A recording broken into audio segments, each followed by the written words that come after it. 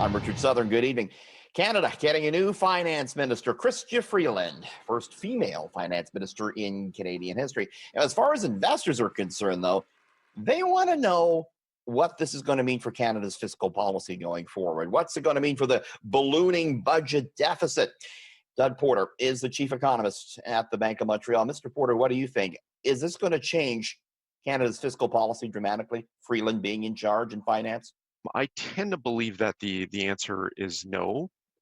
There's bound to be at least a little bit of a shift, and certainly that's the way the market is reacting or responding at this point. The conventional view at this point is that there won't be a significant change, but I think there's a lot of open minds on that issue.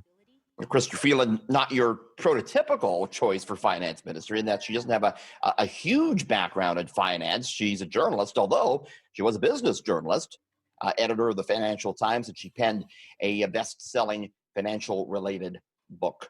We did see markets react in a fairly positive way to this, in that we did see the Canadian dollar at a top point today.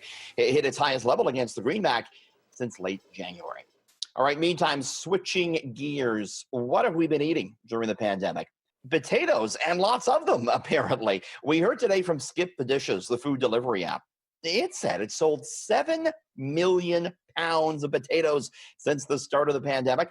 The app says that's a 72% uptick since before the pandemic started.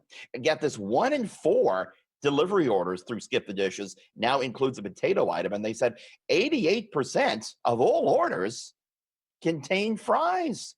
PEI in New Brunswick had the biggest percentage of orders that contain fries, but Ontario residents order the most potatoes overall.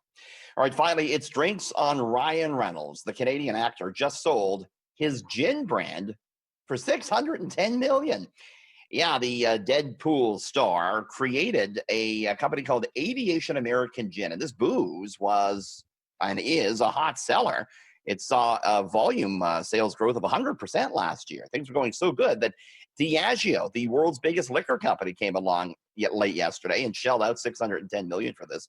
Under terms of the deal, Reynolds will remain the face of the brand. Reports say he's going to net about $75 million because of this.